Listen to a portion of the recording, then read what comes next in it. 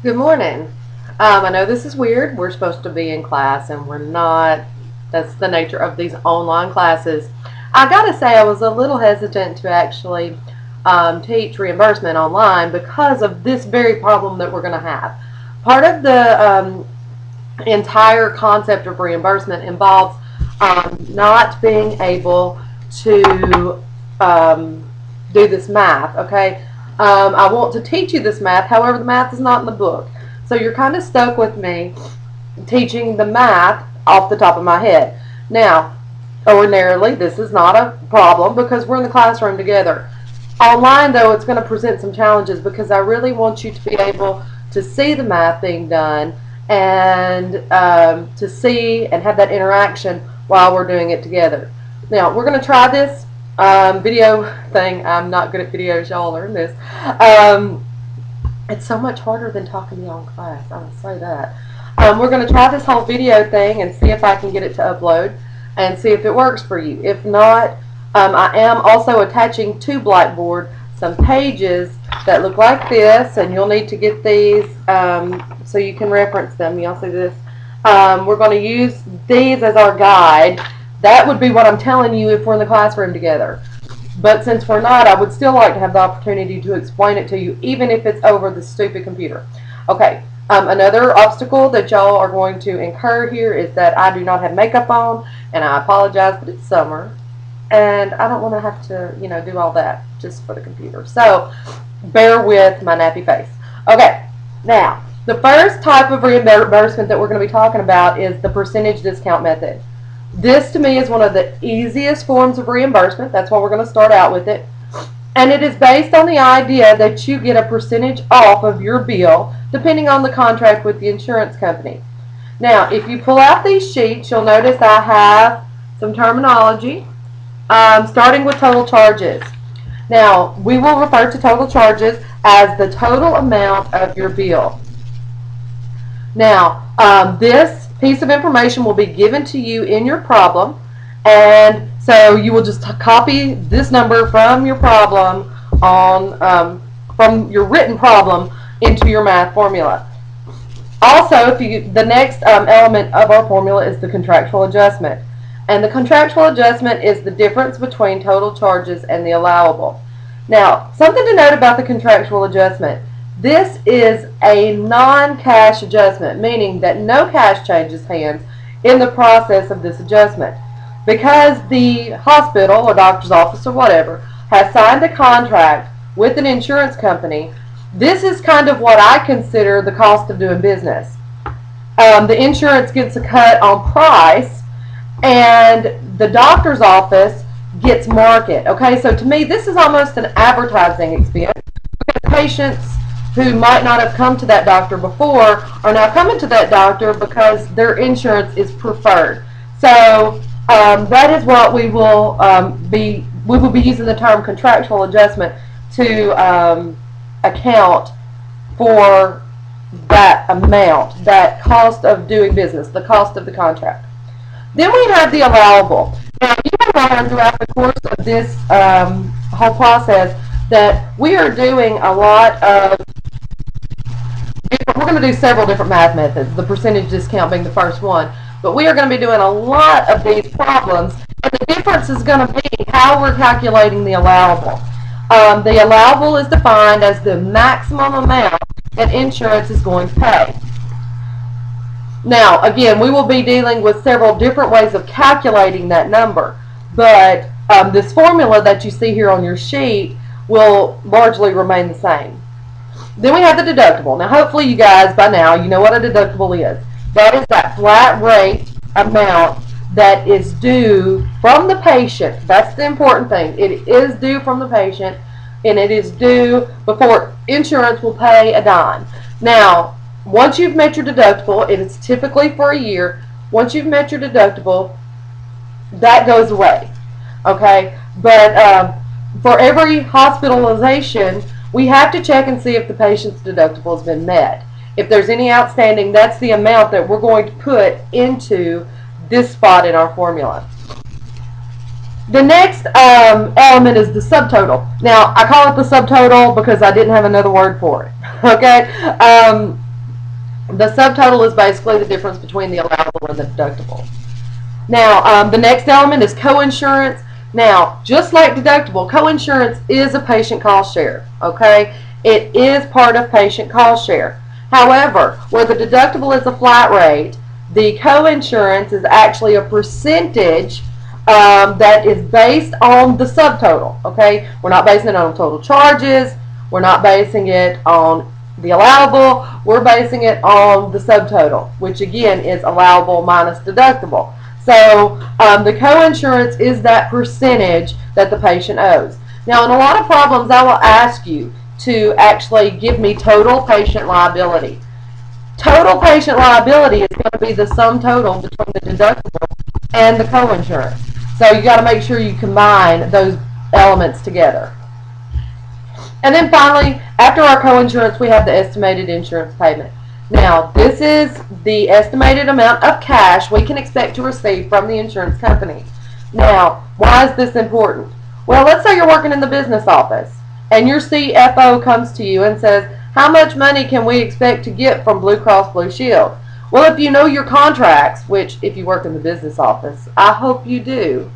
If you know your contracts, you can actually make an educated guess on how much money will be coming into you over the course of a time period. This makes you look really good to management, and that's why I like you guys to know how to do it. Is it part of our textbook? No, but I worked for a company that actually did this for a living, and we would go out and look for, for how much money insurance was going to be paying. On the flip side of that as well, if you know your contract language, you might notice that, hey, Blue Cross Blue Shield didn't pay us right on this claim. And you might actually go back and you get that additional money from them so that, again, it makes you look really good to your boss. But you can actually go out and get this money, maybe refile the claim, maybe file an appeal in order to get the reimbursement that your facility deserves. So that is why I like to expose you to this math, if only in passing. I do like to do this. Now, the thing about this formula, the one that starts with, I have to figure out how to do this, the total charges allowable and all that stuff. Okay, where is it? It's over here? No, it's over here. It's over here. Okay, this formula, I'm such a goober. This formula here is actually going to follow us around all semester. Because again, we're going to be focusing on different ways to calculate the allowable. So the formula itself is not going to change much. We're just going to have different ways of calculating that allowable. So it becomes a really good idea for you to really memorize this formula and get to know it, commit it to memory, because you're going to see it for the rest of the semester. So it really would come in handy if you made yourself a little cheat sheet or something with this formula on it. Another thing we're going to do for every reimbursement method that we cover is I'm going to give you some facts about the reimbursement method. This one is the percentage discount. The percentage discount method of reimbursement can be utilized for either inpatients or outpatients. Now, some reimbursement methods are only for outpatients, whereas some of them are for both.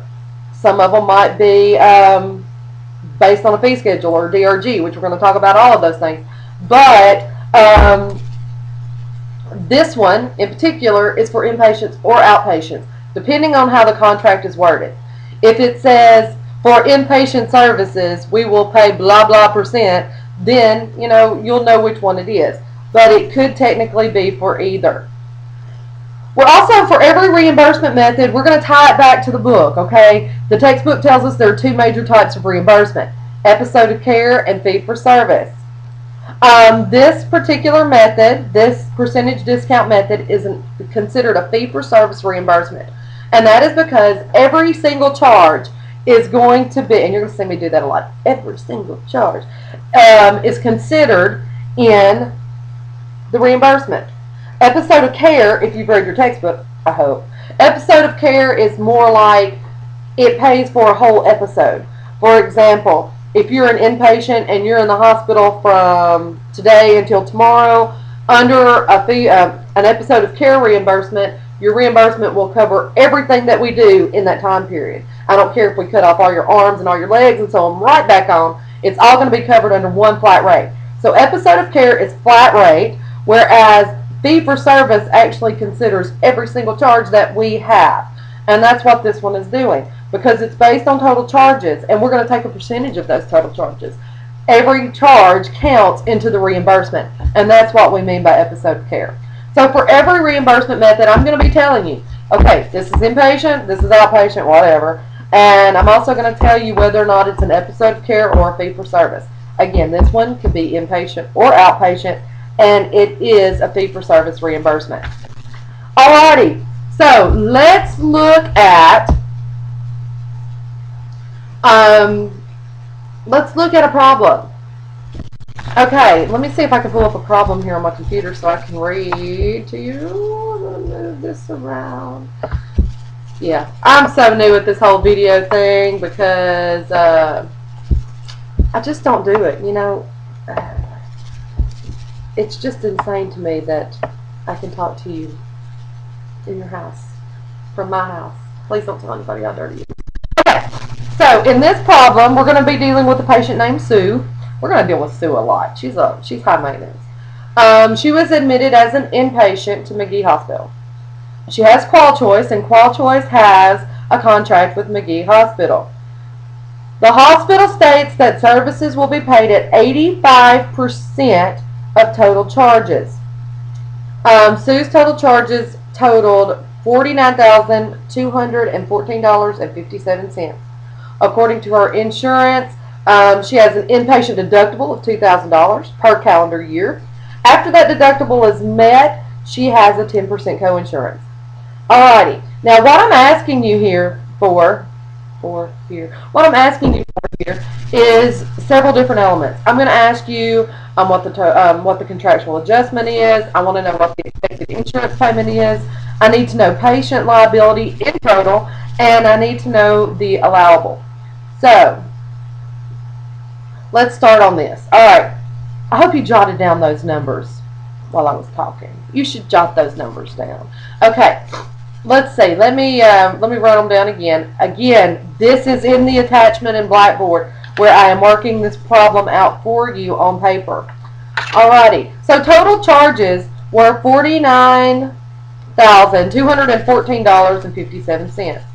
Now, and I'm going to try to write this down for you. Alright, so let's take this problem, and I know a lot of people are afraid of word problems in math, but I actually kind of like them. So y'all are going to be because I get to torture you with word problems all semester. Okay, so total charges. I always start this process by writing my formula down. Okay.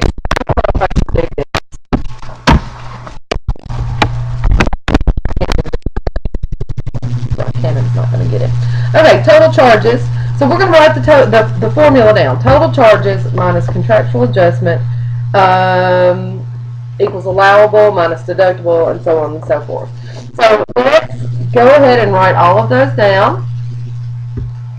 Alrighty. According to the problem, Sue's charges totaled $49,214.57. We're going to plug that number into the total charges slot of our formula. Again, I recommend that you write it down. Total charges, blah. Contractual adjustment, blah. This is important because it helps you to label the information and to keep it straight what's what. You don't want to get lost in your math and be like, what was that number again? No, you want to be able to actually know, okay, this was total charges, this was contractual adjustment. So I recommend that you write the formula down and then just kind of plug the numbers in beside it. Alrighty. Again, for your reference, please look at the attachment that I'm giving you. In fact, you might want to even look at it while we're talking, because it does really kind of show you what I'm talking about. All right, so we're going to write $49,214.57 beside total charges. Now, according to her Qual Choice has a contract with McGee County Hospital. We always want to check the contract language. It says that services will be paid at 85% of total charges. Now, I don't know how much y'all really analyze math language. I'm pretty good at math, so I look at it quite a lot. When you say blank percent of blank, that word of actually has a meaning, and it means multiply.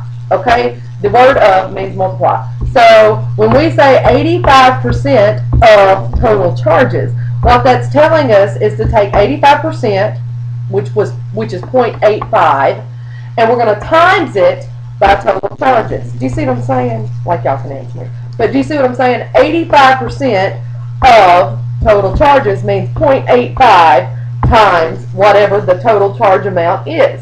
And that's true in all math, not just in this reimbursement math. But so we're going to take 0.85, we're going to multiply it by 49,214, 57 times 0.85. I'm doing this on my calculator so I can work with you. All right, and so I got $41,832.38. Hope you got something similar. All right, so 85% of total charges is that number, $41,832.38. Now, what we do with that number, that becomes our allowable, because that is essentially what insurance is saying. According to the contract, this is the maximum amount that we're going to pay you. Okay? So that number becomes the allowable. So right now, you should have your total charges. And then if you're, again, doing this side by side with your formula, we now have our allowable. Now, when you have a situation like this, and I'm going to try to put it up here, how do we, is there any way that we can calculate the contractual adjustment? Because that's what should be in this spot. It's a contractual adjustment. There is. When you have an unknown like that, you're basically saying, okay, what can I subtract from this number to get this number? And how can we do that? We can do that through subtraction. Subtract this. Excuse me. I lost my place. Subtract this from this. Okay?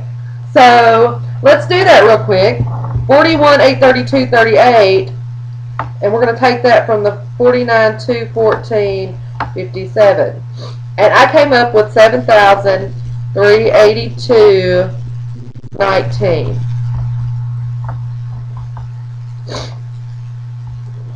I'm checking my math. Always checking math, y'all. This is arithmetic, and we don't want to lose points over a silly mistake like that. All right, so now we have this. Whoop. Okay, total charges minus contractual adjustment, allowable.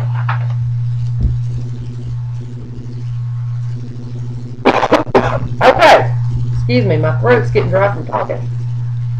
You can tell I hadn't talked in a couple of weeks. I'm going to get a drink of my Gaseous Coke Zero. Yes, I am drinking out a 2-liter bottle. I'm a complete flapper right now. Nobody else drinks it but me, so I can contaminate it all at once. Alrighty, now, if we continue on with our problem, alright, we've figured out down to the point of the allowable. The next thing we need to be looking for is the deductible. Now, according to the problem, and again, this is something you're going to get from the problem, according to her insurance schedule of benefits, Sue has an inpatient deductible of $2,000 per calendar year. Now, it doesn't say she's met any of that deductible, so we can make an assumption that she has not. So we're going to subtract from the allowable the $2,000 deductible.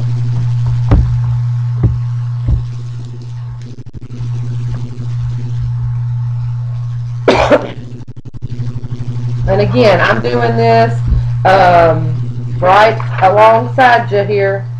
All right. So we had our allowable. I just plugged in the $2,000 deductible, and I'm subtracting it, and that is my subtotal.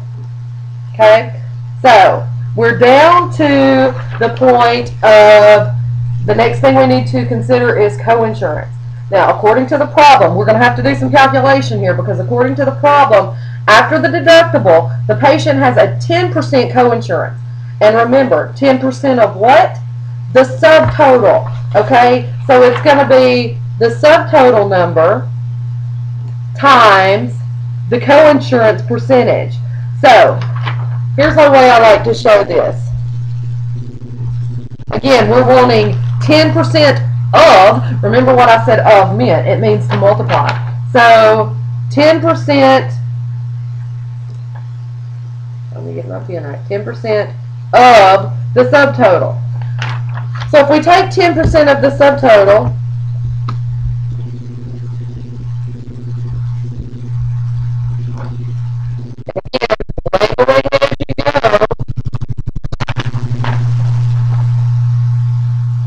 okay, you see what I did? 10% of the subtotal, and then I brought that number and I plugged it in here to the coinsurance amount, to that coinsurance spot in our formula. Okay? Then, to find that the last element is our estimated insurance payment. I always label it the EIP. You'll find I abbreviate a lot because I don't like writing this stuff out over and over and over again. But if we subtract our subtotal and our coinsurance, $3,983.24, we should get our estimated insurance payment. That's a 35 for those of you who can't read my writing. Okay, so we started out with total charges. We didn't know the contractual adjustment, but we knew how to calculate the allowable. Again, 85% of total charges. We knew the patient had a $2,000 deductible. We plugged that in. Then we had to calculate the 10% coinsurance, and I can't say this enough. 10% of subtotal equals coinsurance, which gives you the estimated insurance payment. Alright guys, you have survived your first video lecture from Kim Wallace, which is really scary. Anyway, if you have problems or questions about this, please feel free to give me a call. I can try to work with you over the phone. I would also like some feedback from you guys. Does this help? Because honestly, I would rather not sit here and talk to my computer like an idiot, but I'm willing to do that for you because I love you. But if it's still not sticking and we need to arrange something like a study group, we can try to kind of get together and maybe plan a time where we can get together and talk about this. Because I am pretty open and would be willing to do that because I know that this is kind of complicated in an online setting. So, anyway, have a good day. Hope you get it. Do some practice. Again, practice is the only thing that's going to get you through this. Make sure you turn in your assignments because this is likely the only feedback you're going to get from me as far as whether or not you're getting it right. It's not like we have class time to practice, practice, practice. This is going to be a situation where the only practice I'm going to see is through the assignments on Blackboard. So make sure you complete those and let me get an idea of the work that you're doing so that we can fine-tune anything that you're getting wrong. I will say this as well, and I maybe should have said this. You know, we talked about 85% of total charges. That statement of contract, again, that's the contract language. If it says will be paid at 85% of total charges, you're calculating, when you do that 80.85 times total charges, you're actually getting the allowable. If it said will be paid at a discount being the key word. Remember, by definition, the discount is the contractual adjustment. So if you see will be paid at a discount of 15% or whatever, it would be actually you're calculating, when you do that math, you would be calculating the contractual adjustment. I probably just confused every one of you, and that's okay. You'll see some examples of this in your work, in your examples that we have on Blackboard. You'll see how I'm going to switch up that language, and I'm going to do it because the sad reality is not all contracts are written the same, and you need to be able to tell the difference between when you should be calculating the allowable and when you should be calculating that contractual adjustment. So you're really going to have to watch that language because y'all know how I like to make things. Yeah, I'm going to do that all semester long for y'all. Again, if you have questions, you know how to get in touch with me. Text me, call me, email me, and we'll try to work it out. For this type of situation, I would almost rather you call me because we can talk and maybe walk through the problem together. But I hope this video helps, and again, I will have these samples out on Blackboard for you to look at while you're practicing. Alrighty, until the next math day, I'll talk to you guys later. Thanks. Have a good day.